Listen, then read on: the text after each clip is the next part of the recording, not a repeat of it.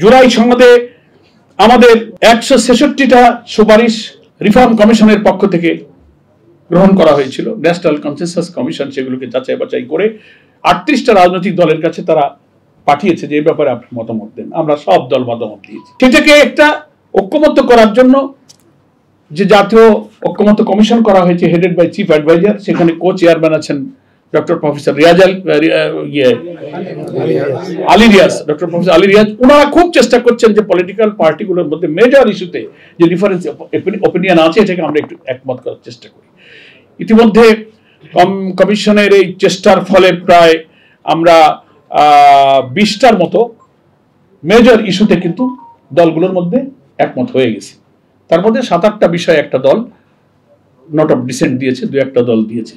তো note of ডিসেন্টের যে provision সারা দুনিয়াতে এবং দেশেও আছে, যে নোট অফ ডিসেন্টের অর্থ হলো যে সিদ্ধান্ত হয়ে গেছে, সিদ্ধান্তের ব্যাপারে আপনি হয়তো একটা নোট অফ ডিসেন্ট দিয়েছেন, তার অর্থ সিদ্ধান্তটা কিন্তু বহাল রয়েছে, আপনার দ্বিমত সহকারী সিদ্ধান্তটা গ্রহণ করা হয়েছে।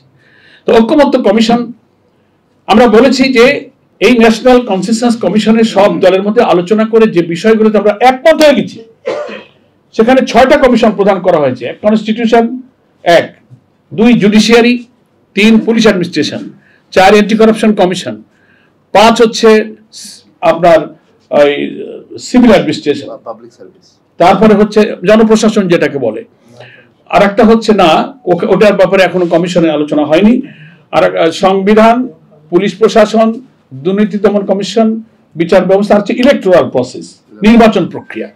এই 6টা কমিশনের যারা চেয়ারম্যান ছিলেন তারা রিপোর্ট দিয়েছেন, তার ভিত্তিতেই ন্যাশনাল কনসেনসাস কমিশন আমাদের কাছে পাঠিয়েছে এবং আমরা সেই সুপারিশগুলো গ্রহণ যেগুলো করেছি তার সংখ্যা প্রায় 20টা। আমরা বলেছি যে এই ঐক্যমত হয়ে গেছে যেগুলো কমিশনের পক্ষে সিদ্ধান্ত হয়েছে, এটা আমরা ফয়সালা করলাম। সেখানে অলরেডি পেয়ার পদ্ধতি একটা দল ছাড়া মূলত আপার হাউসে অ্যাকসেপ্টেড হয়ে গেছে। আমাদের জুলাই সনদের অর্থটা কি? এই যে সংস্কার প্রস্তাবে রাষ্ট্রীয় কাঠামোটাকে সংস্কার করার জন্য এই যে ছাত্র জনতার যে আন্দোলন, এই যে বিশ্ববিদ্যালয়, প্রাইভেট বলেন, পাবলিক ইউনিভার্সিটি, কলেজ, বিশ্ববিদ্যালয়, শিক্ষক, ছাত্র, হকার, সার্বজনীন যে আন্দোলন হলো, রাজপথে যে স্লোগানটা হলো উই ওয়ান্ট জাস্টিস, আমরা সুবিচার চাই।